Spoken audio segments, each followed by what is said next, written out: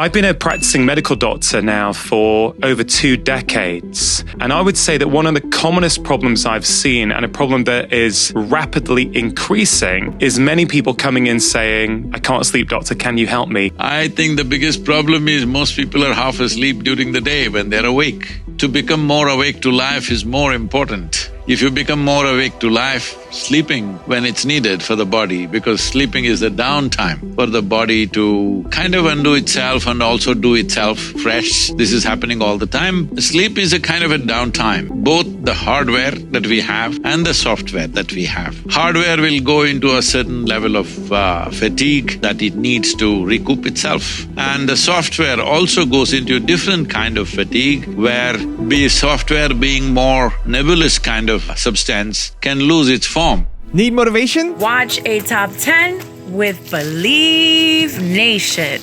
Hey, it's Evan Carmichael, and I make these videos because I need them, because I want to wake up every single day and get pushed by somebody who's doing a lot more than me. And in watching their videos, it inspires me to be bolder, to have more courage, and to go chase down the life of my dreams. And I hope it does the same for you. So today, let's learn from one of the best, Sadhguru, and my take on his top 10 rules of success. Enjoy. So sleep is a time to recoup that, not necessarily making it the same form, but it can come out with a new form. Every day a flower blossoms, no flower looks the same as its another flower. Even in the same plant, if 1,000 flowers come out, no flower looks exactly the same. This is the nature of sleep. Every day when you sleep and wake up, you don't have to wake up as the same person. You don't have to wake up exactly same software. Unfortunately, people are thinking that's a great virtue, that always I remain the same. No, you must blossom into fresh possibilities. Sleep could be used as a tool to rejuvenate yourself, to transform yourself, to become an absolutely new possibility. But right now, it is, people, because they're in a state, a lot of people are in a state of lack of physical activity, and on the level of the mind, I'm sorry I'm using such a term, but it's a mental diarrhea through the day. So in the night, they can't stop it. See, if you have physical diarrhea, you can't stop it in the night. Even in the night, you'll have to wake up. This is what mind is doing. What is important is lot of people today, if they don't know any other more subtle way of doing things, the simple thing to do is increase the physical activity and reduce the mental activity. How do I reduce the mental activity? If you invest more in perception and less in expression, your mental activity will naturally come down. Right now, this generation of people are too much expression, hardly any perception. Rule number 2 is listen to your body. You listen to what your body is speaking, whether I should eat today or not. Your body will tell you. There is a massive… you come from an Indian background, so I'm telling you.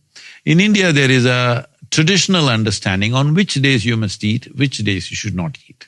Moon is in a certain phase. On that day, we won't eat, we'll be just on fruit diet. If we can fast, we will fast.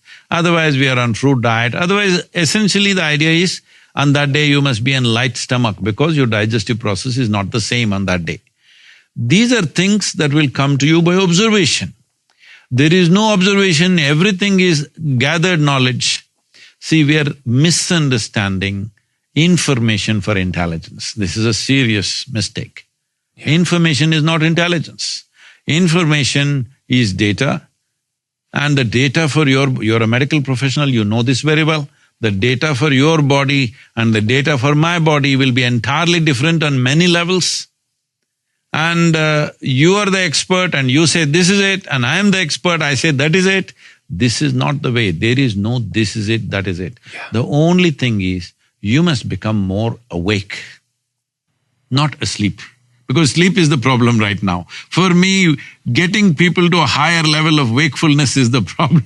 Yeah. If everybody is fully awake, they would realize what's happening in their system. Have they ever paid attention to what is happening, whether the stomach is ready to take in food or not? Right now, we are still behaving like foraging animals. Whenever food comes in front of us, we must eat. Yeah. So that has to go. Yeah. It is not you must eat this, you must not eat that. The important thing is you must just… this is a litmus test for people. If you eat food, immediately after food, yeah, right now, see, they've fixed this in America, when they serve you a platter of food, along with that, a bucket full of Coca-Cola or one of those brands, which is essentially Coke, will come. Otherwise, a bucket full of coffee will come. I'm saying a bucket because I don't see any tumblers and glasses, cups in America, it's all buckets. Yeah. You know what I'm saying? I really do, yeah. So when this bucket comes and you drink this, if you don't drink that, most probably you will fall asleep right there on the table. Yeah. Because the food is so dull, so full of inertia. When I say so full of inertia, almost everything that… it is not only in a restaurant or something, almost at homes also, the food that most people are eating. I'm talking about well-to-do people, I'm not talking about homeless people on the street. Well-to-do people are generally eating an average of 60 to 90-day-old food on a daily basis. In southern India, even today it's generally followed in yogic culture, any food that we cook, we must eat within 1.5 hours. After that we won't touch it, because it will gather what is called as tamas. Tamas literally means inertia. Inertia, ultimate level of inertia in you is death. Partial inertia is coma or sleep. Is that what you want? You want aliveness, you want dynamism in every cell in your body. If that has to come, you eat food and just observe. No other stimulant, just observe. If they don't drink a coffee or a Coke or light up a cigarette, they can't stay awake. Yeah. You just sit there. If you feel drowsy, you have not eaten the wrong food. If you eat food and you feel very alive, that's the right food to eat. Rule number 3 is learn about karma. So this idea of what is good and what is bad, essentially, let's say you and me are walking on the street. Something that works for you well, you would think that is definitely good. But what works for you, if it is not working for me, I would think it is bad. So this simplistic judgment about life as to what is good and what is bad, first of all, needs to be lowered, because essentially what supports life, what doesn't support life, that is how we need to look at it, not in terms of good and bad, because once we look at it in terms of good and bad, we will divide the world. Right now, this is what has happened through the ages, in the name of race, religion, nationalities. We are divided because two nations are fighting, both of them think they're right. Both of them think they're absolutely right, and they have, of course, once you think you're good, it'll give you a right to kill, it's a license to kill. So, this we need to lower it as a mature society as to what is good and bad. If we look at it fundamentally, what I do is good, what you do is obviously bad. So, we need to lower that pitch and look at it in terms of whatever we are doing, in thought, emotion, energy and action, whatever we are doing, does it support life? My life and every other life. When I say my life, not my activity, not my business, not my something else which is socially relevant, because there something may work for me, something may not work for somebody else. But what works for me as a life definitely will work for you also, there's no question about that. So it is time human beings look beyond these identities of, nationality, race, religion, tribe, well, so many other things. It doesn't stop there. Even football club, the people will fight with each other because I support this club, you support that club. Yes. So it is time, with the way humanity is empowered right now. Rule number 4 is control your emotions. I just want to know one thing. When you feel really hurt by something or someone, a situation, people, or whatever, how correct or incorrect is it to move away despite making one attempt to try and clarify things? When was the last time somebody stabbed you with a knife? They never did? Okay, when was the last time somebody poked you with a pin at least? No? They ignored you. This is not nice. So when you talk about causing pain, someone else can cause physical pain to you. They can injure you. That's different. Mentally, all pain is caused by you and nobody else but you. Somebody is doing what they like to do and you get hurt. No, but should we choose to walk away from Will it? come. First of all, why are you hurt? That's all I'm asking. If you start doing that, you'll be walking away from everybody, because everybody will hurt you. There is no such perfect human being who will not hurt you. Everybody will hurt you. If you're waiting for that perfect on the white horse knight, there is no such man, believe me. You can believe me, see, I've been around for long. There is no such man or woman who is perfect. I want you to look back and see, today you're in Gujarat, so here there's a big celebration about Krishna. I'm saying even such a man, not okay for the people who are there. So there is no perfect human being anywhere. So they do not hurt you. They're doing what they know best. You're getting hurt, isn't it? Unless they're poking you with something. They're poking you with a dagger, you must move away. You shouldn't be there. But they're saying something. Why are they saying what they're saying? That is the best they know. Yes or no? You don't like to be in an atmosphere, not because it is causing pain to you, because certain atmospheres will not allow you to be effective. I want to do something, in a certain atmosphere, it'll not work. So I don't want to waste my energies there, so I'll move elsewhere. But not because they're going to hurt me. If they're going to shoot at you, you must move away. Otherwise, why? Also, to make sure you're actually taking action after watching this video, I've designed a special free worksheet just for this video. The worksheet will highlight all of the lessons learned in this video, as well as pull out our 3 favorite learnings and quotes that will inspire you to actually do something. The worksheet will also give you space to write down what your key takeaways are and your specific plan of action to make sure you're getting results. If you want the worksheet designed specifically for this video, absolutely for free, there's a link in the description below. Go click on it and start building the momentum in your life and your business. I'll see you there. Rule number 5 is stay motivated. You must fall in love with somebody or something. If you don't find a somebody, you must fall in love with something. Something means something to you, you will wake up in the morning. Nothing means anything to you, where is the reason to wake up in the morning? How do you fall in love?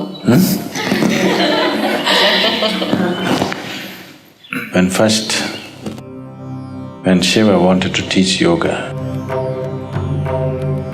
to his first disciple, which was his own wife, Parvati, she was very eager to learn the way to enlightenment because she saw him as a glorious being and she wants to become like him. She said, "How? I'm ready to do anything." Shiva said, "No need to do anything, just come sit here on my lap." She hesitated because, "Oh, I don't want to be petted, I want to be enlightened." He said, "Relax, come and sit here." She sat here. He pulled her closer, not out of his needs, to fulfill her need. And he pulled her so closer, closer, closer, closer. And slowly, she became a part of him. So there is a dimension of Shiva which we call as Ardhanari, where 1/2 is man, 1/2 is woman.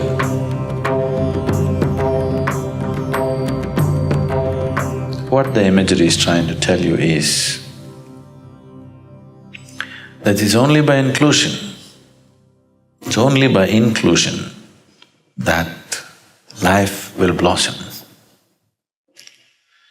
If you have to include something into yourself, there must be space, isn't it?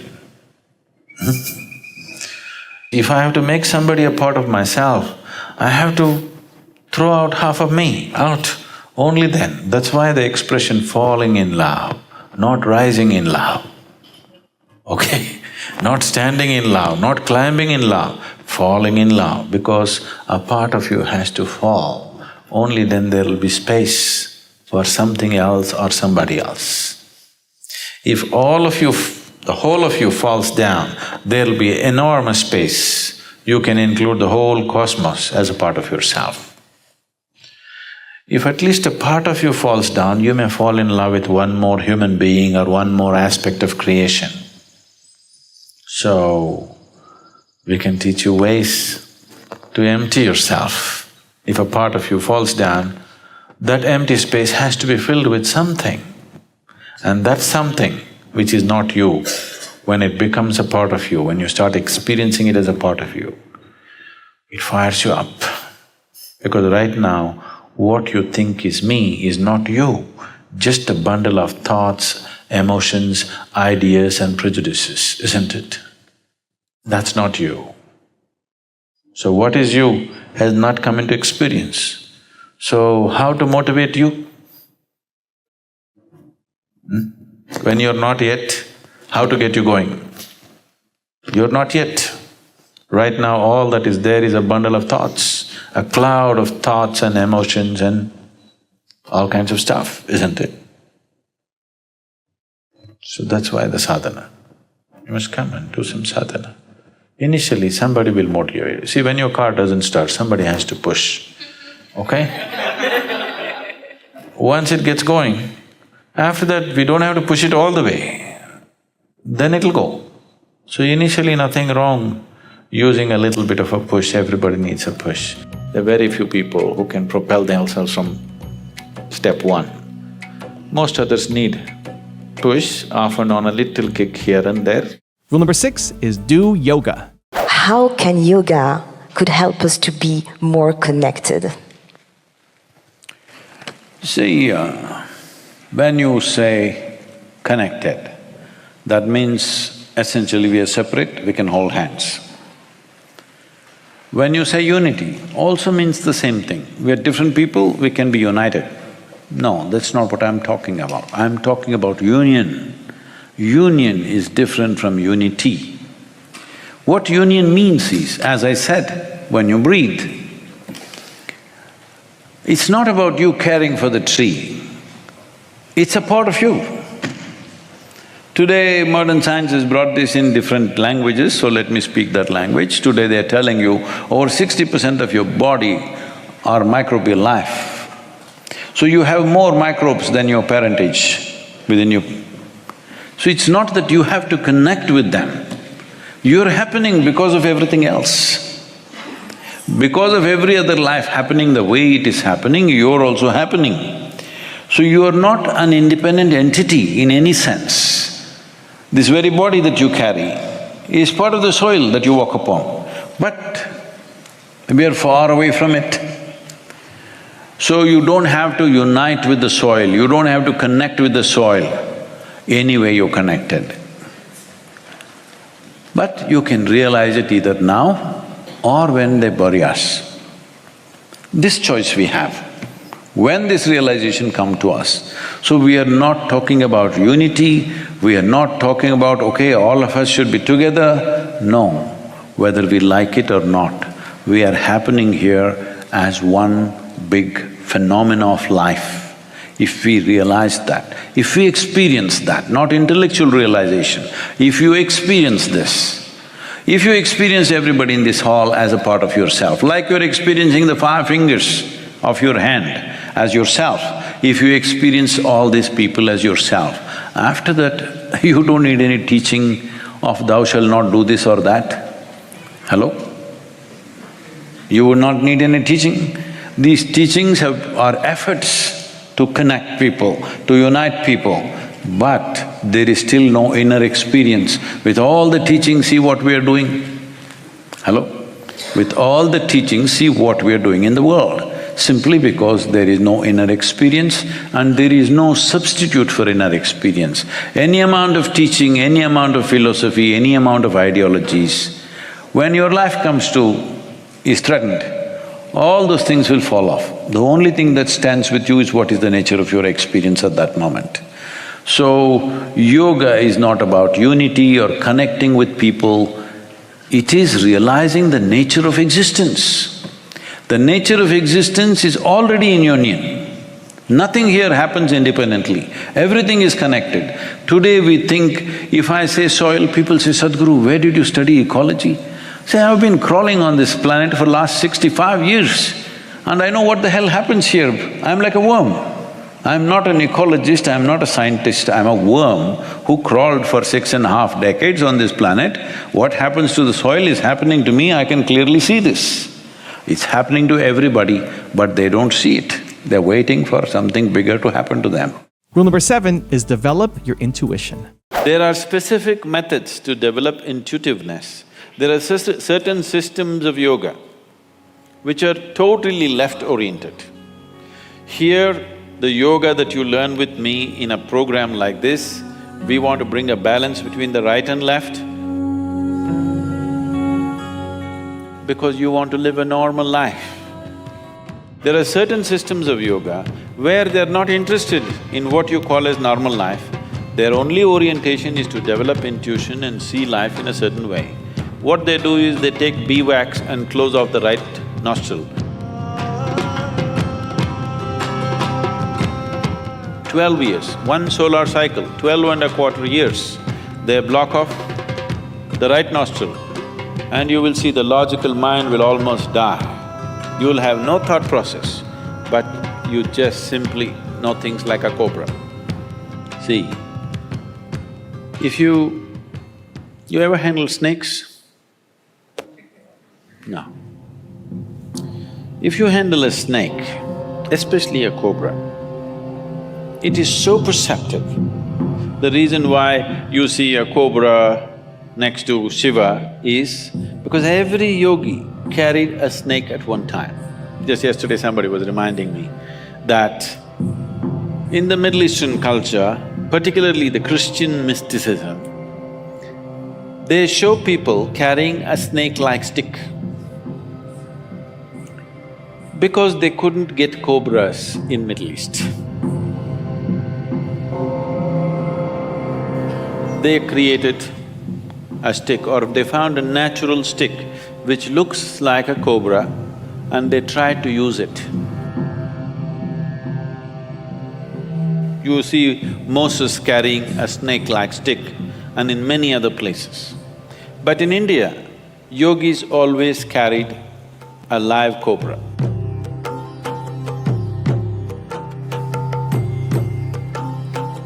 Because its perception is phenomenal. A cobra which is here in Chamundi Hill, if there is going to be an earthquake in California, not happening, it is going to be, nothing has started, no Richter scale is saying anything, but this cobra will already start behaving in a different way. If you are keen enough, you will immediately know what's going to happen. He's so perceptive. The earth's intentions, he knows. Not the happenings, intentions, he already knows. That's the reason why you see Shiva is carrying cobra here, a reptile, a crawly creature, he should have kept it down at least. He carries it here because Shiva is making a statement, you are as good as me. He has 3 eyes, everything possible he's seeing, but he is telling, the cobra is as good as me. If you worship me, you have to worship him because he's as good as me, he sees as much as I see. So that's why the cobra became very significant. If you see a yogi with a cobra, not me. There are other kinds who are freaky.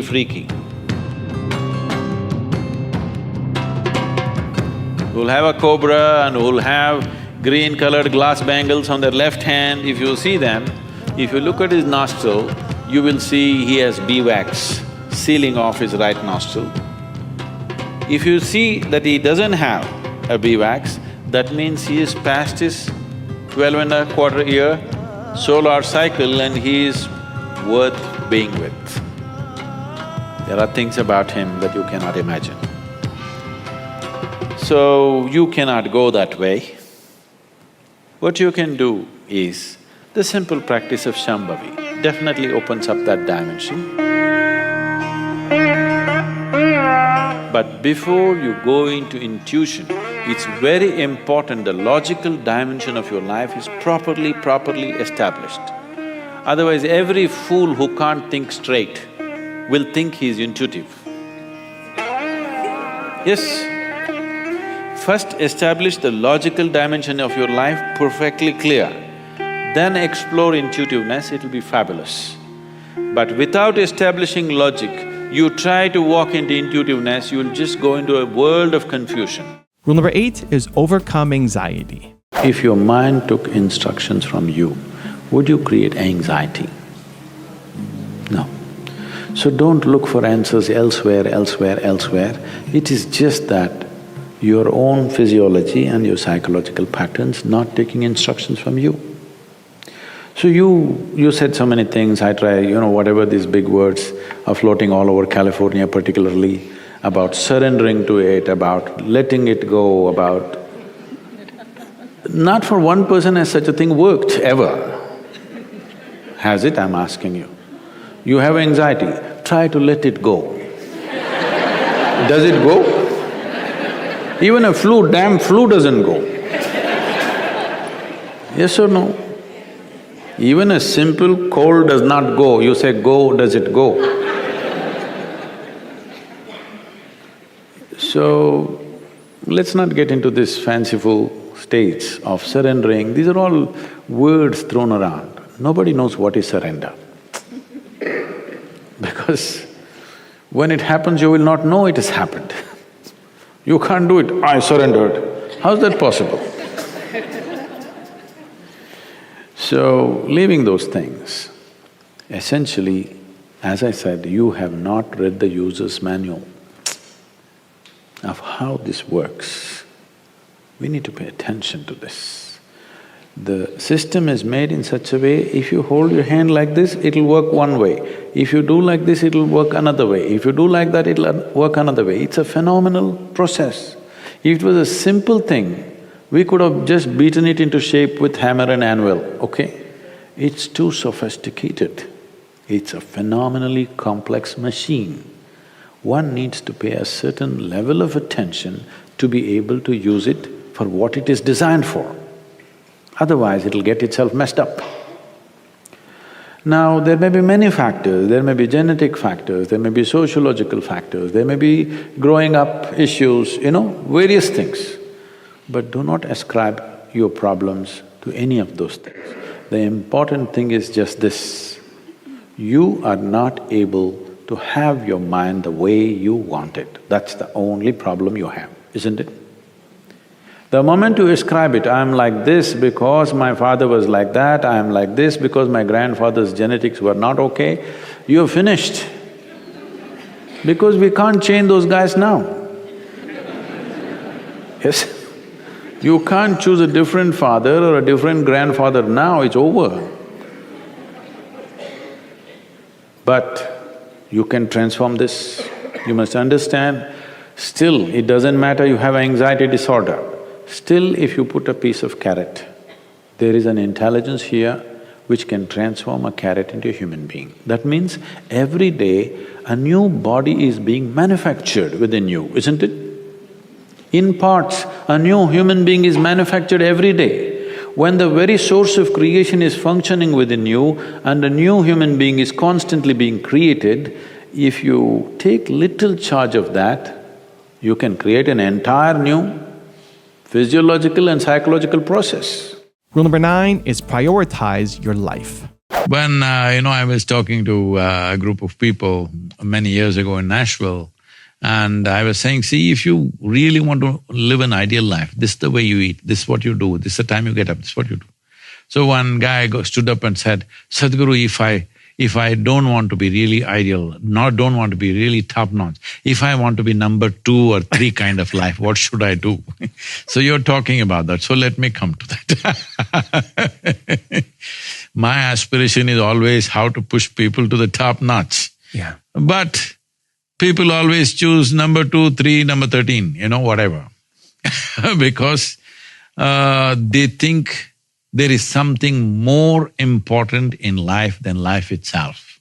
It's a serious mistake that human beings are making. They think their work or their office or their home or their anything is more important than life itself. This is life, all right? How this is most important. Because what we do depends on how this is. Physically, mentally, emotionally, spiritually, how this one is what it will do. You cannot do anything that you are not. Do you agree with me, doctor? I completely agree, yeah. You cannot do anything other than what you are. And rule number 10, the last one before some very special bonus clips, is live consciously. Would there just be any parting counsel you would give to someone who's listening or watching this? They stayed the whole interview, and I just want more bliss and peace in my life. And you've covered so many things, but is there an additional thing you would share last? See, Ed, the thing is just this. This is the bane of the world right now, particularly United States of America. I must say this because people have become goal-oriented. Yeah, they want it, yeah. They want something always. Yeah. So in yoga, we have a saying like this, which says, if you are focused on the goal, that means your one eye is on the goal. That means you have only one eye to find your way, very inefficient. You will have desires and desires, more and more misery. You will not get there because your one eye is on the goal. You must understand this whole karma thing is just about this. What karma means is, it is a bank of memory. It is an unconscious software that you wrote for yourself. If you can do something unconsciously, you can also do it consciously. See, right now, if I move my hand unconsciously, I can also move this consciously. Similarly, if I can generate a thought unconsciously, I can also make it consciously. So essentially, the fundamental problem is this, that as a human being, you have been given intelligence and faculties which no other creature has. This sort of intelligence and faculties you can only handle if you're conscious. If you live unconsciously, you will poke yourself. See, right now, the problem with most human beings is they have a sharp mind. And they don't know what they're doing, they're keeping poking themselves. What is the torture they're going through? Their own thought and emotion, isn't it? It is their cerebral capacity which is making them suffer. If they had the brain of an earthworm, they would all be fine because whole of California is trying to be eco-friendly. They would be very eco-friendly and peaceful, no meditation needed, no prayer needed, no yoga needed, nothing is needed. Earthworm is doing fine for his capacity of life. It is a human being who is not doing fine because for this capacity of life, you need to conduct this consciously. Otherwise, it's not going to work. It's just not going to work. Do what you want. So forget about becoming rich, forget about becoming blissful, forget about going to heaven. Just this much.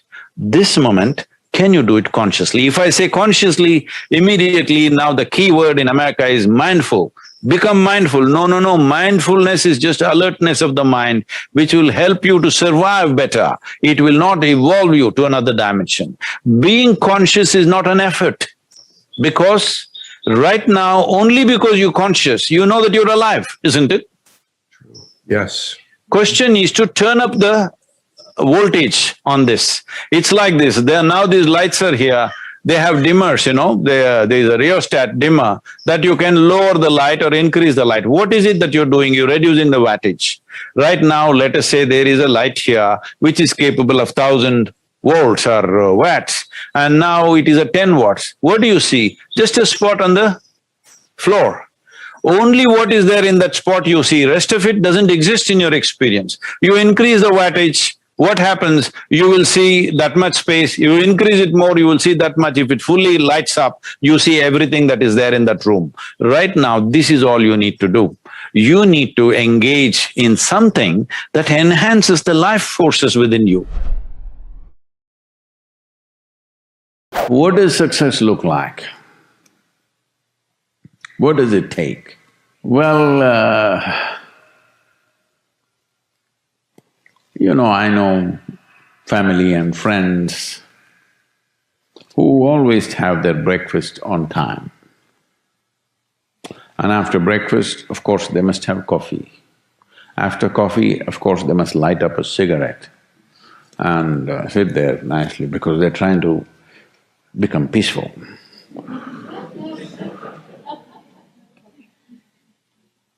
And then they will go to work, come back home exactly on time for lunch, eat lunch, rest for 1 or 2 hours, sleep, then evening have one tea and then smoke, and then again go to work. And 8 o'clock, 8:30, they're back home for dinner and then maybe other things, drink and this and that and whatever. But those who have been very successful, either in music, sport, art, business, spiritual process, doesn't matter what, those people never know when they ate, when they slept, when they got afternoon rest.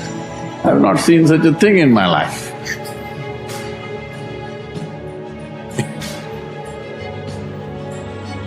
So, those who are committed to being successful with whatever they're doing, one important aspect of their life is they're not settling down wherever it's a bit comfortable. Because comfort will happen when they lower you to in the grave, very comfortable you are. Right now, it's about ensuring that there is profoundness of experience and there is impactfulness of activity. Because if they had given you a limitless amount of time, you could do all those things, nothing wrong, I'm not against them. But they gave you such a little time with such tremendous potential of being human, that's the problem. When you're talking to other people about them focusing inward and training that muscle, right? Because even as a 5-year-old, you could stare at something and ask questions. Like that level of focus is something that is either you're born with or you have to learn. Everyone's capable, but some people kind of have it easier than others when it comes to focus. This whole movement is called as inner engineering. When we say engineering, see right now you have some engineering going on here. The wiring. It's engineering, electrical and electronic engineering. There's a building here, it's civil engineering. How well this machine works determines how well engineered it is, yes? Yeah. If something is working really well for you, then only you say it is well engineered. Is it not important to understand that the most sophisticated machine that you operate in your life is a human mechanism itself? Your own body, mind and the complex mechanism that it is. On this planet, this is the most sophisticated and complex machine on the planet. There isn't anything better than this here. So, I'm asking you, have you read the user's manual? Right. Then if you don't read the user's manual, you just somehow… If the guy who's playing the sound there, if he doesn't know anything about that machine, if he just bangs it here and there, once in a way it works. Yeah. Right now, once in a way people are happy, once in a way there is a sparkle of genius.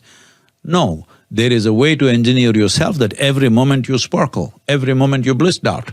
There is a way to do this because this machine is something that you need to take charge of. But today your education systems, your social structure is such, right from the day you are born they're teaching you how to conquer the world, but nobody is telling you how to take charge of this. The quality of your life will not depend on what you conquer in the world. Even if I give you the whole planet, you could still be miserable, all right? But if you take charge of this one, you determine the nature of your experience. If you determine the nature of your experience, what would you choose, misery or blissfulness?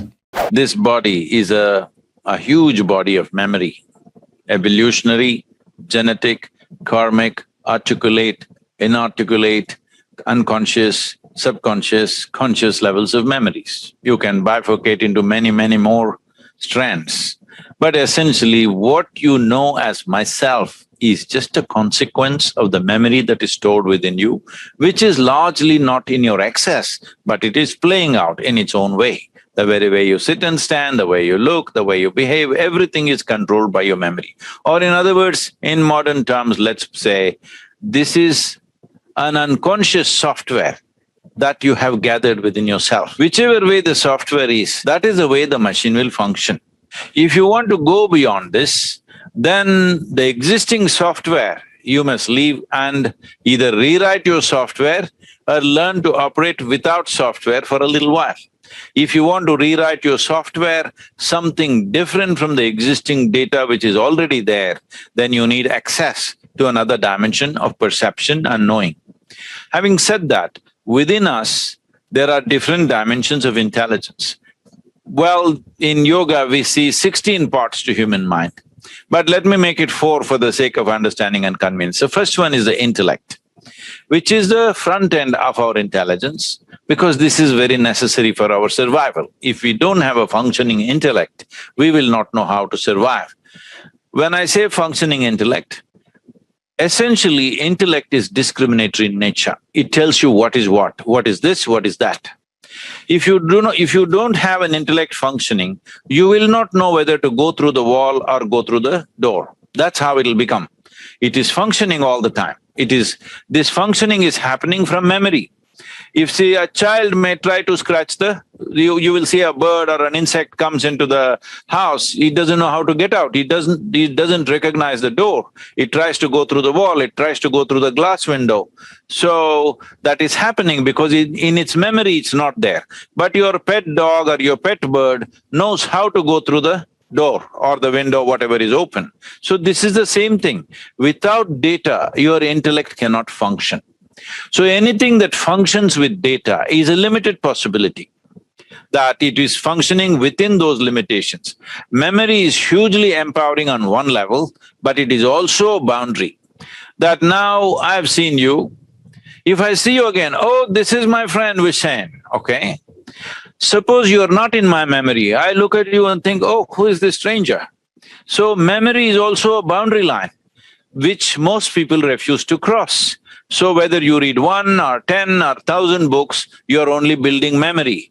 If you operate within this memory, you're operating within your own self-imprisonment that you have caused to yourself.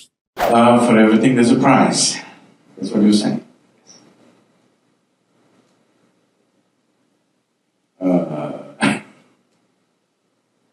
You have to pay for everything. It's like this. Right now, my left foot is here, my right foot is here. If my right foot wants to go here, it has to equate that space, isn't it so? Yes or no?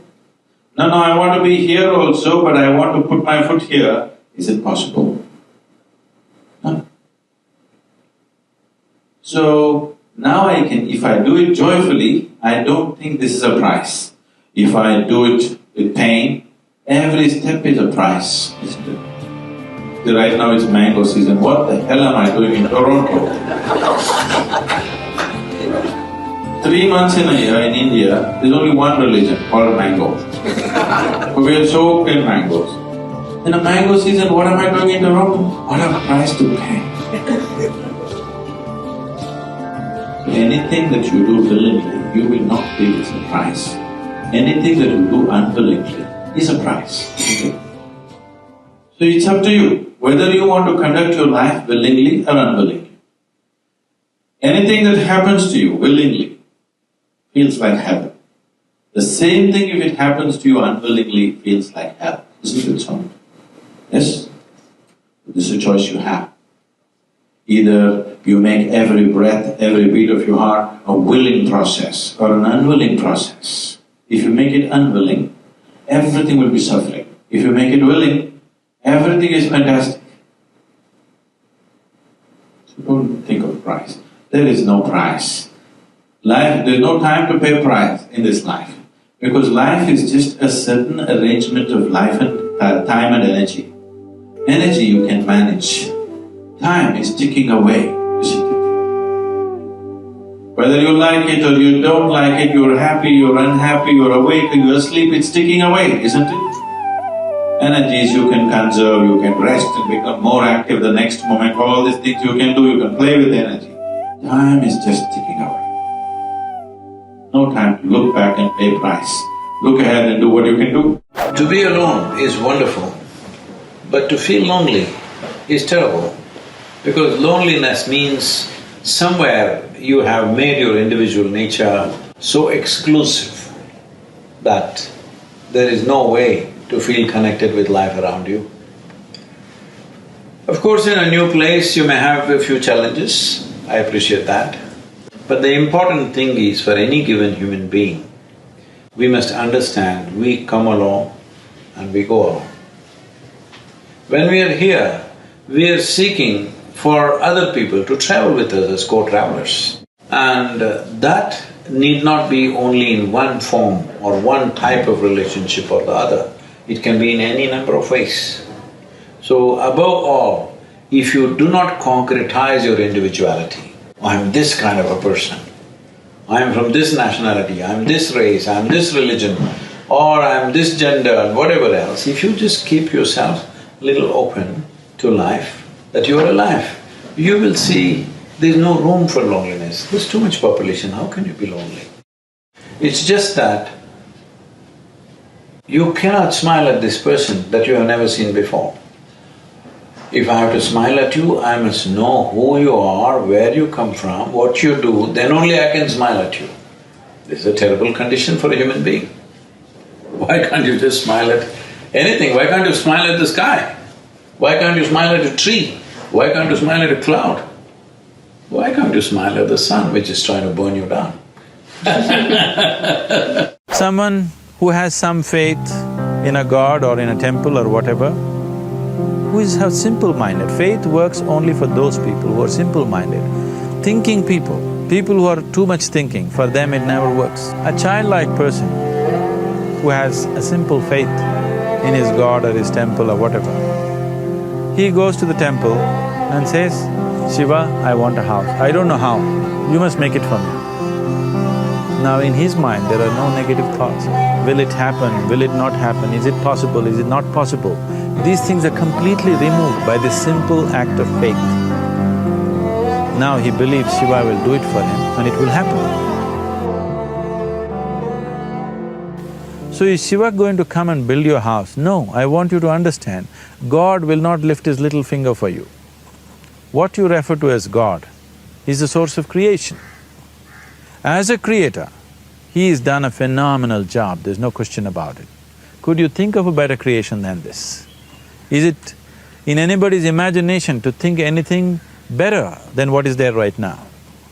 So as a creator, he has done his job wonderfully well, but if you want life to happen the way you want it, because right now, the very crux of your happiness and your well-being is this, if at all if you're unhappy, the only and only reason why you're unhappy is life is not happening the way you think it should happen.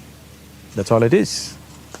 So if life is not happening the way you think it should happen, you're unhappy. If life happens the way you think it should happen, you're happy. It's as simple as that. So if life has to happen the way you think it should happen, first of all, how you think, with how much focus you think, how much stability is there in your thought, and how much reverberance is there in the thought process will determine whether your thought will become a reality or is it just an empty thought. Or how you do not create any impediments for your thought by creating negative thought process.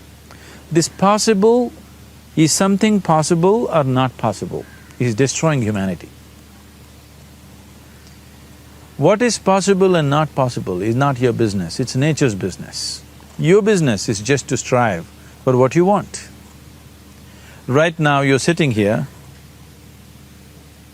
if I ask you two simple questions, I want you to just look at this and answer this. Right now from where you're sitting, can you just fly off? You say no. Right now from where you're sitting, can you get up and walk? You'll say yes. What is the basis of this? Why you say no to flying and yes to walking? Because past experience of life, many times you've gotten up and walked, never did you fly off. Or in other words, You're using the past experience of life as a basis for deciding whether something is possible or not possible. Or in other words, you have decided that what has not happened till now cannot happen in your life in future. This is a disgrace to humanity and the human spirit. What has not happened till now on this planet can happen tomorrow. Human beings are capable of making it happen tomorrow. So what is possible and what is not possible is not your business. That is nature's business. Nature will decide that. You just see what is it that you really want and strive for that. And if your thought is created in a powerful way, without any negativity, without any negative thoughts bringing down the intensity of the thought process, the first and foremost thing is you must be clear what is it that you really want. If you do not know what you want, the question of creating it doesn't arise. If you look at what you really want, what every human being wants is, he wants to live joyfully, he wants to live peacefully. In terms of its relationships, he wants it to be loving and affectionate. Or in other words, all that any human being is seeking for is pleasantness within himself, pleasantness around him. This pleasantness, if it happens in our body, we call this health and pleasure. If it happens in our mind, we call this peace and joy. If it happens in our emotion, we call this love and compassion. If it happens in our energy, we call this blissfulness and ecstasy. This is all that a human being is looking for. Whether he is going to his office to work, he wants to make money, build a career, build a family, he sits in the bar, sits in the temple, he is still looking for the same thing. Pleasantness within, pleasantness around. If this is what we want to create, I think it's time we addressed it directly and commit ourselves to creating it. So you want to create yourself as a peaceful human being, joyful human being, loving human being, a pleasant human being on all levels. And do you also want a world like this? A peaceful world, a loving world, a joyful world? No, I want greenery, I want food. When we say a joyful world, that means everything that you want has happened. So this is all that you're looking for. So all that you need to do is commit yourself to creating it, to create a peaceful, joyful and loving world, both for yourself and everybody around you. Every day in the morning, if you start your day with this simple thought in your mind, that today, wherever I go, I will create a peaceful, loving and joyful world. If you fall down 100 times in the day, what does it matter? For a committed man, there is no such thing as failure. If you fall down 100 times, 100 lessons to be learnt. If you commit yourself like this to creating what you really care for, now your mind gets organized. Once your mind gets organized, the way you think is the way you feel, your emotion will get organized. Once your thought and emotion is organized, your energies will get organized in the same direction. Once your thought, emotion and energies are organized, your very body will get organized. Once all these four are organized in one direction, your ability to create and manifest what you want is phenomenal. You are the creator in many ways. The popular teachings in the world today, I don't know how popular these are in Mumbai, but in the West, these things have become very popular. Somebody is telling you, be in the moment. Somebody is telling you, just let go, everything will be okay.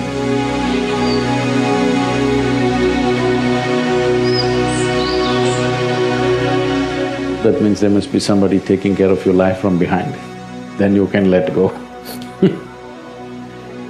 Someone telling you, just do one thing at a time, don't…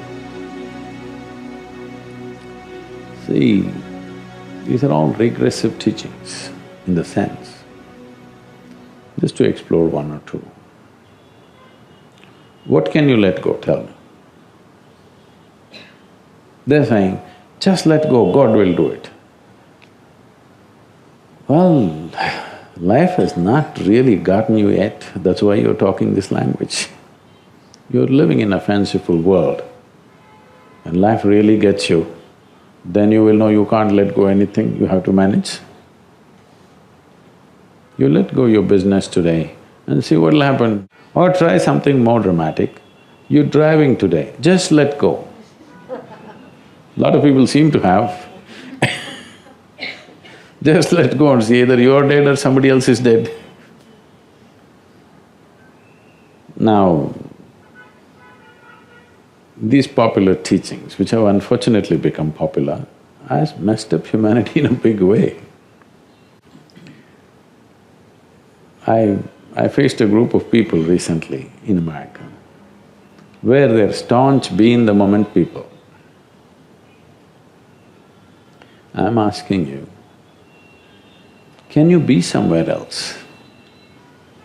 Be somewhere else and show me, please. Can any of you be anywhere else other than this moment I'm asking? Can you be? Can you be somewhere else than here, right now? No. Then why do you need such a teaching? What they're trying to tell you is, don't think about tomorrow, don't think about yesterday.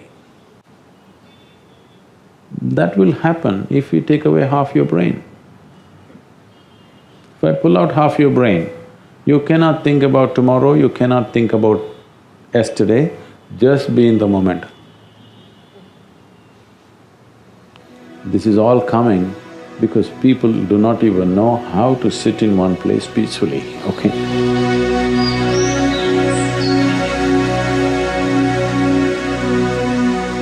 So people are coming up with solutions like this.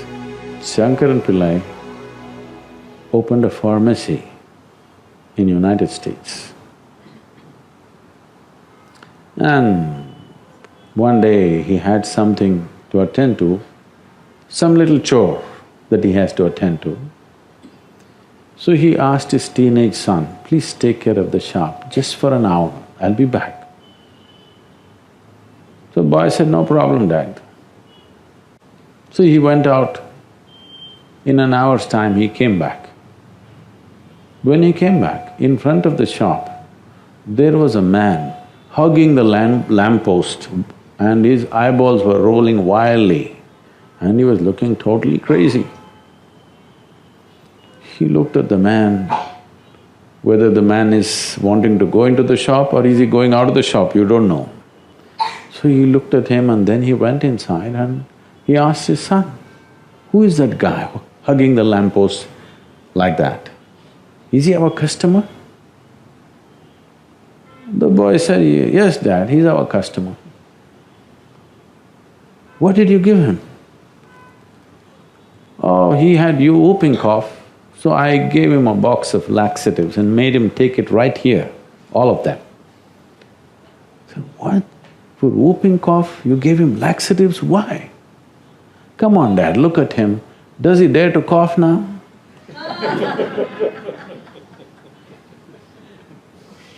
There are solutions and solutions but is it really a solution? That's a question. So now because you can't sit in one place peacefully, somebody says, be in the moment, don't think about the past, don't think about the future. Tell me, can you call yourself a human being if you cannot remember the past and project into the future? Will you be a full-fledged human being, I'm asking? You wanting to go back in the evolutionary scale because you don't know how to handle your own intelligence. This is the biggest problem with the human being. Their only problem is this, you may call it by 1,000 different names, but the only problem is you do not know how to handle your own intelligence, isn't it? You will see if you take away half your brain, you will be peaceful. Yes or no? But I am asking, is that a solution? Is that a solution? Taking away half your brain? So taking away your ability to look back into the past and look out into the future, if you take away this ability, maybe you will be peaceful but towards what purpose? I know so many people today are going about talking, being peaceful or peace of mind is the ultimate goal of your life. Even the so-called spiritual teachers and leaders are going about saying, peace of mind is the ultimate goal. You tell me from your intelligence. Can you enjoy your dinner tonight? If you're not peaceful, if not joyful, at least peaceful you must be to enjoy the dinner, isn't it? Can you enjoy driving back home if you're not peaceful? Can you enjoy the people around you if you're not peaceful? Can you enjoy the work that you do if you're not peaceful, I'm asking. If you're not able to be joyful or ecstatic, at least you must be peaceful, isn't it? So I'm asking you, is it a fundamental requirement of life or is it the ultimate goal of life? It's the most fundamental requirement. But now people are pushing it to heaven, they're saying peace is the ultimate goal of life. Such people will only rest in peace.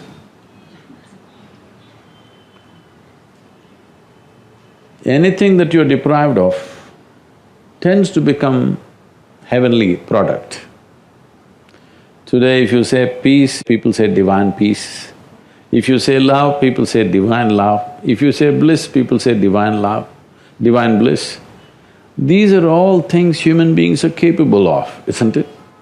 To be peaceful, to be joyful, to be loving, to be blissful, these are all human qualities, yes or no? If you're willing, you can be peaceful, you can be loving, you can be blissful. But all these things have been exported to heaven. So, these simple aspects have become complicated because of all these teachings. I'm saying, it doesn't matter where the teaching comes from. Whether it comes from me or somebody else, just keep it aside. Just apply your intelligence. You cannot use my intelligence, okay? You can use my wisdom maybe, but you cannot use my intelligence, you can only use your intelligence. So with your intelligence, experiment. If it works, let's keep it. If it doesn't work, discard it tomorrow morning. No need to continue it for one more day. But first you must decide, are you looking for solace or are you looking for solutions? If you're looking for solace, just believe something, it'll work, you understand? You believe that the source of life is in this light bulb and every day do this, it'll work. What you're doing is just inexpensive psychiatry. Yes, you're trying to manage your psychological space with something, using an anchor outside. It's all right, I'm not saying it's wrong. If you need that, you can do it. But if that's not your requirement, what you want is an ultimate solution for life, then you need something else, which will not come with these kind of popular teachings. You need a powerful force to move you from one dimension of life to another. So when such a need comes, if such a longing comes, then you must look for spirituality, otherwise just do something, go climb a mountain, it'll work, I'm telling you. You'll build your confidence. Yes, climb a mountain, swim in the ocean, all these things will build your confidence. Or believe something. But towards what end, what is your requirement is something you have to see. Do you have a longing for the ultimate or are you just trying to manage your psychological drama? That's a first distinction you have to make. But your psychological drama can be managed only from within. You can believe that you're using outside help, but actually you can only manage from within because this is a ghost that you create. You can't kill it from outside.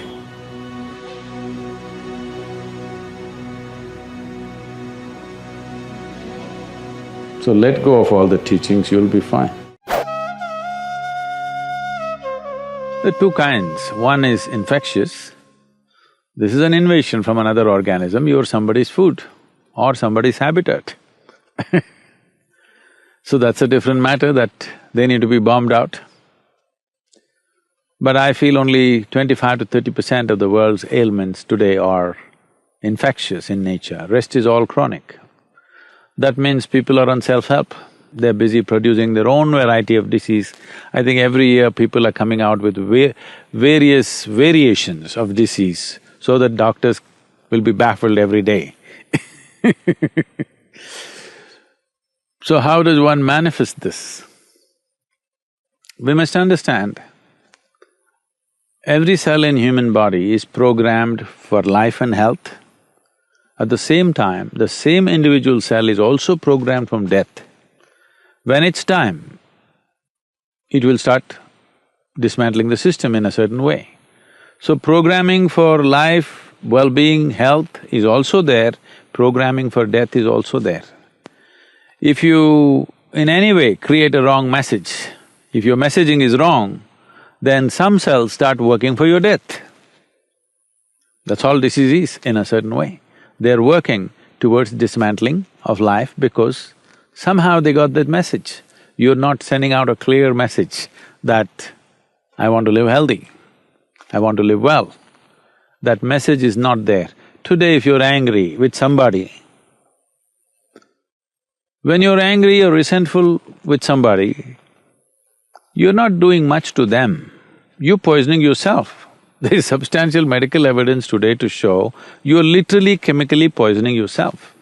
So when you yourself poison yourself, what is the message that the cellular structure in the body is supposed to get? The message goes across, and even if 2% of them believe that you want to die because you're drinking poison, then they'll start working for that. Now conflicting different types of activities happening, one set of cells working for your well-being, another set working against you, manifests itself in many different ways. This is a simplistic way I'm putting it, but in a way this is what is happening. Wrong messaging is happening every day. Resentment, anger, fear, anxiety, these are all poisons that you drink, but you expect somebody else to die. Life does not work like that. If you drink, you die. So, because we do everything in installments today, we do death also in installments, that's called disease.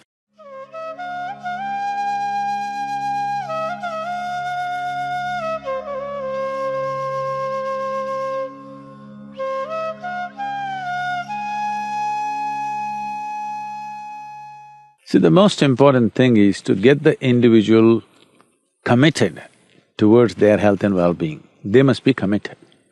That commitment is not there. I see outside the hospital health workers standing and puffing away a cigarette. How can they get somebody committed towards their health? First thing is to have the individual committed towards his health and well-being. If he's committed, he will become conscious as to what to eat, what not to eat, what to do, what not to do. If this enters his life, half the problem is gone. Then specific help for a particular ailment that they're suffering from can be done. Adolescence means springtime of life. If you're having trouble with spring, I can imagine how you'll handle your winters. Hello? Huh? It's a springtime of life. When everything is high energy, your body is at its best. If you're having trouble dealing with that part of your life, I can imagine the rest of your life how you will handle. This is not any one age. Maybe studies are being done on specific people, but toddlers have diaper issues, adolescents have hormonal issues, middle-aged people have crisis, old age, sold to pharmaceuticals. When you are young, you bought drugs off the back street. When you're older, it's over the counter.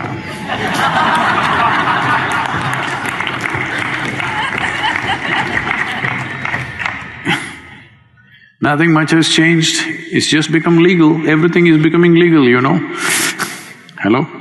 Yes. Lot of things which were not legal are becoming legal, isn't it? So, this is not to make a joke out of somebody's suffering, but you need to understand what's happening. There are many, many dimensions to this. I don't think I can cover all of them in these few minutes, but to just put some perspective to you. See, there are 5 sources of receptivity for you from the outside world. There are 5 openings: your vision, your hearing, your smell, your taste and your touch. The simplest aspect of life is this.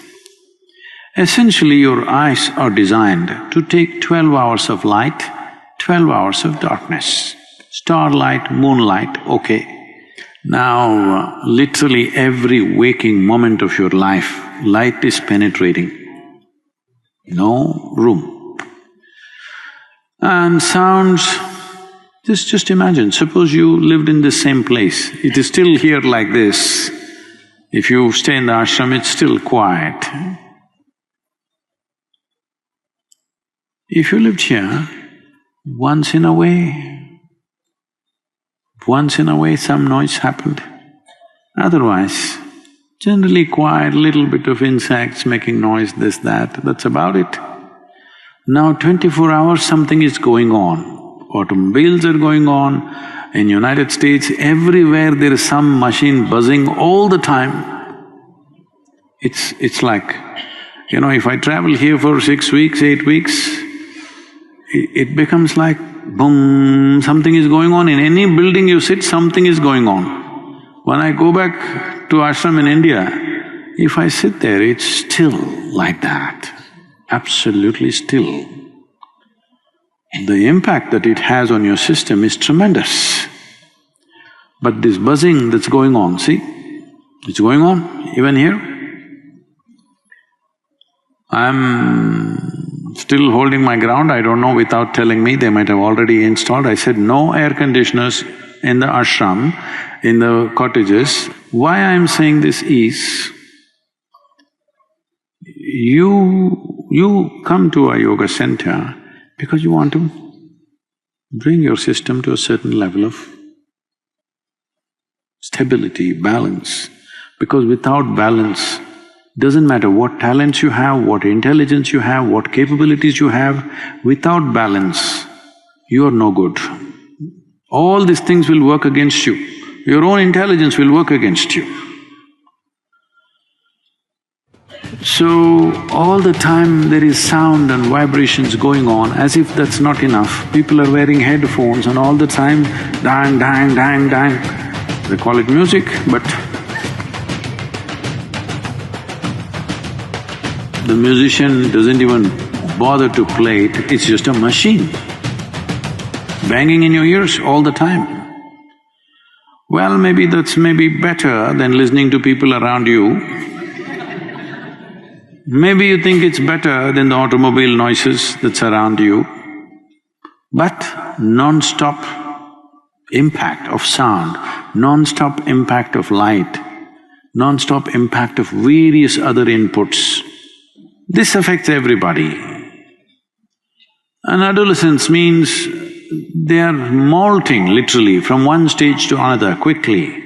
This is a time when there should have been a very stable atmosphere. Most people don't have such a stable atmosphere. One thing is because of various things that I already mentioned. Family situations are not stable, parents are also screaming. Hello? Yes, they are. Because every movie, every television show, everything is showing in the house. If you're angry, you must shout, you must punch the door. If not somebody, at least you must punch something, you must break something. This is becoming the norm. Everybody thinks that's a way to handle your emotion. Hello? It is. Examples are being set, people think that's the way to handle your emotion. No, if your emotion going out of control, shut up, close your eyes and just sit down in one place, huh? Yes, that's a way to handle your emotion. If your emotion is going out of control, just shut your mouth, close your eyes, sit down in one place, don't mess with the rest of the world. Hello?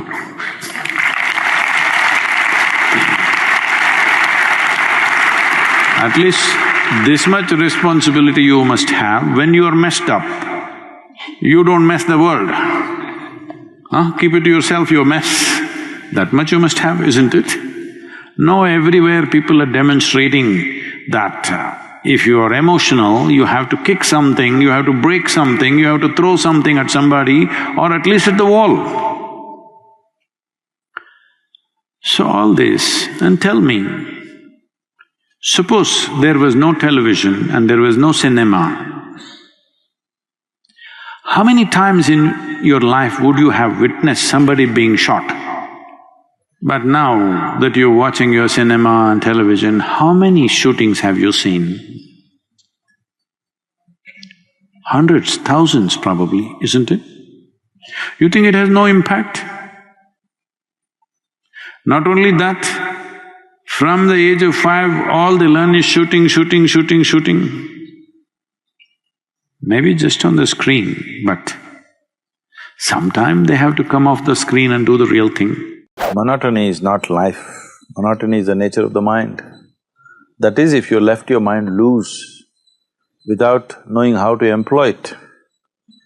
So if you do not know how to use it, mind will use you and consume you. So the whole spiritual process is just that.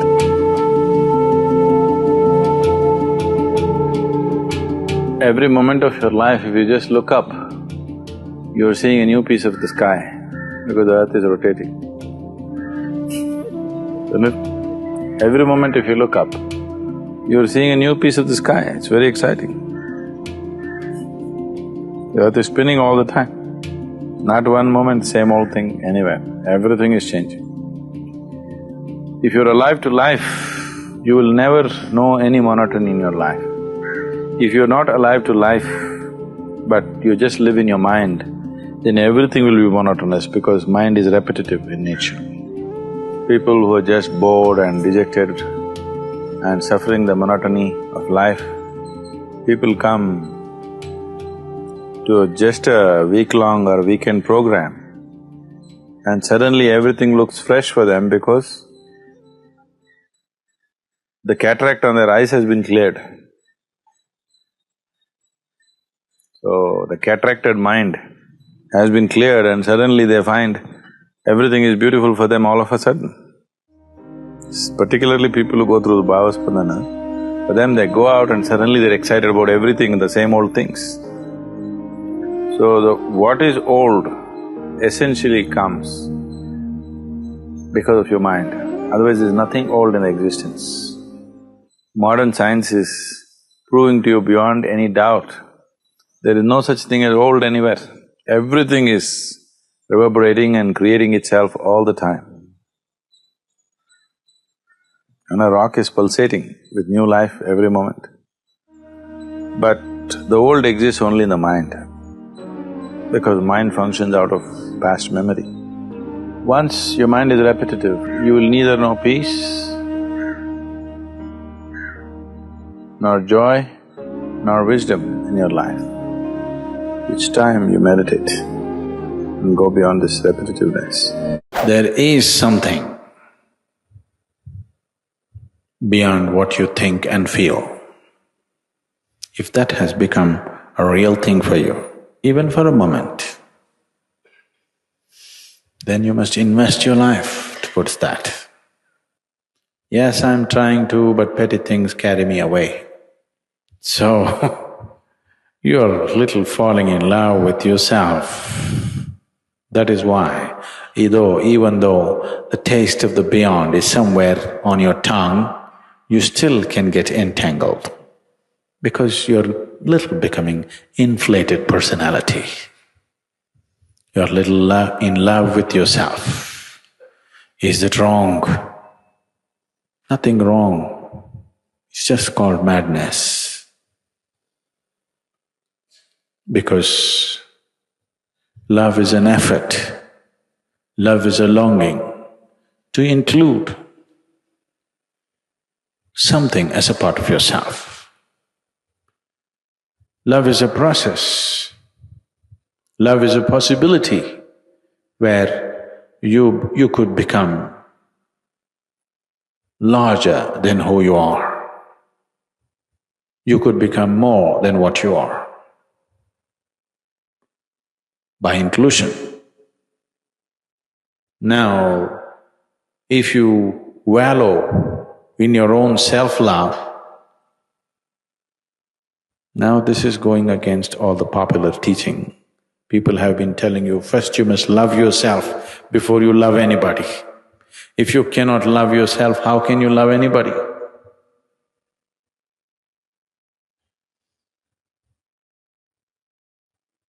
If you say, I want to love myself, now you are heading towards schizophrenic condition.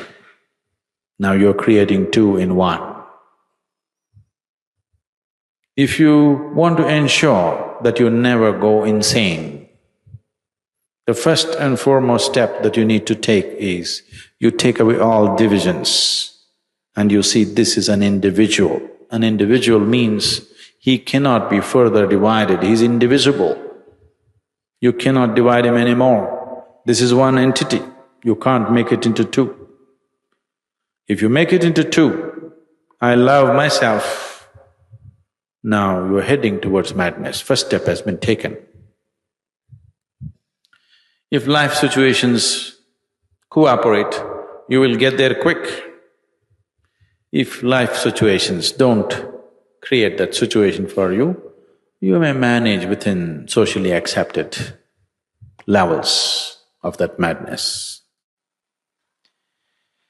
So, the reason why, even if divine touches your tongue, even if the taste of the divine is there on your tongue, you can still get entangled, is simply self-love.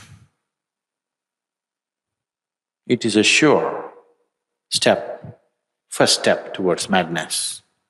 Whether you're going to get there to the asylum status or you will get only to the ashram status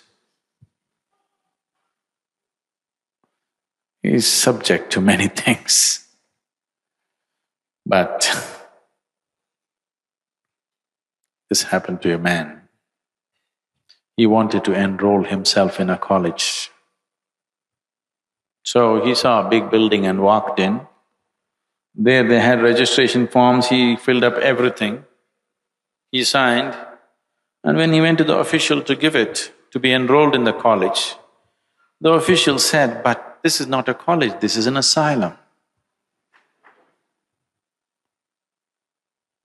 Then the man said, but no, I wanted to join a college. But the official said, no, this is an asylum. Then the man thought, but I have already filled my registration form. So what difference, I will join up.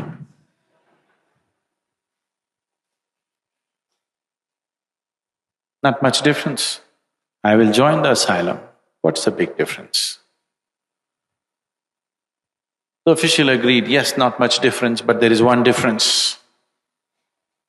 What is it? Here, unless you show improvement, we won't let you get out.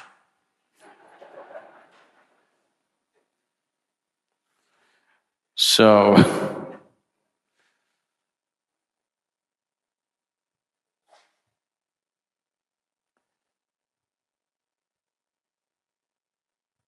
ashram is just a Sanskrit word.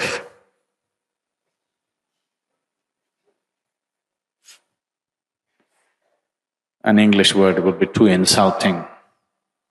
So ashram. Because with the taste of the divine on your tongue, you're trying or you have the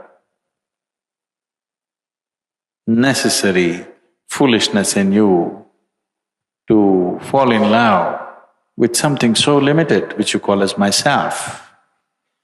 That is a sure sign of madness. That is definitely a sure sign of madness.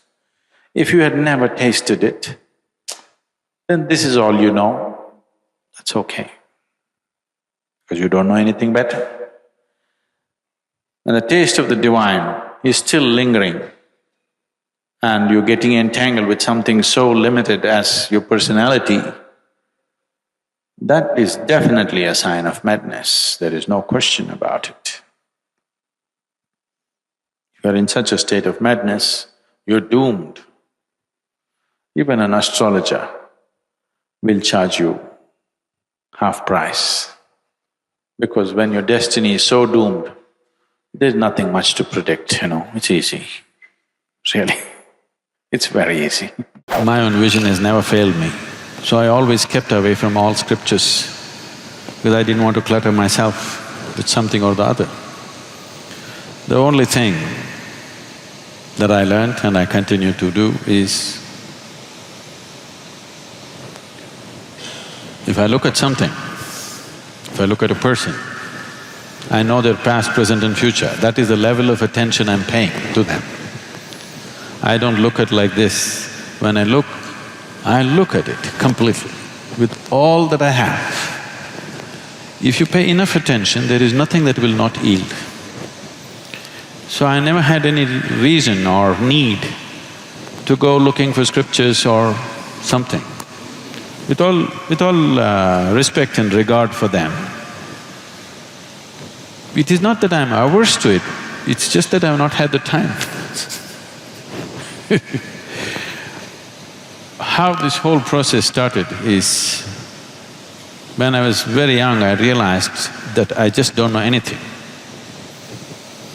See, if you realize that you do not know, if it's a full-scale realization that you do not know anything, paying attention will be natural. Because you know everything. You know this guy, you know this. There are assumptions and assumptions and assumptions. Well, I have used it in a different way. But even if you're doing business, even if it's for business purposes, the only reason why one human being seems to be… all the opportunities seems to be going in his direction and not other people is simply because he's able to see and other people are not able to see. It's not that it's not there for others. One is able to see and others are not able to see. So essentially, a leader means that you're able to see something that others are not able to see. So, attention without intention, simply being attentive, that's what we were trying to do in the afternoon. Not paying attention to something, just practicing attention, a very heightened level of attention where an unfocused attention, but when you focus it on something, just about anything has to yield, there is no other way to that attention. So, I always focused on enhancing and sharpening my attention, never on retention because what you gather is not you. Essentially, you know that you exist only because you have some sense of attention right now, isn't it? Suppose you fall asleep and you lose your attention, you do not even know that you exist. So the basis of your existence itself is attention. And this attention need not be mortgaged to anything. You just have to sharpen the attention. See, if you have a knife in your hands, there is no such thing that you have to cut only apples with this. If you have a sharp enough knife, you could cut anything that you want. But the important thing is the knife is sharp enough so that your attention is keen enough, not for something or the other. If your attention has become very keen, if you wish to do a certain type of activity, you can successfully do it.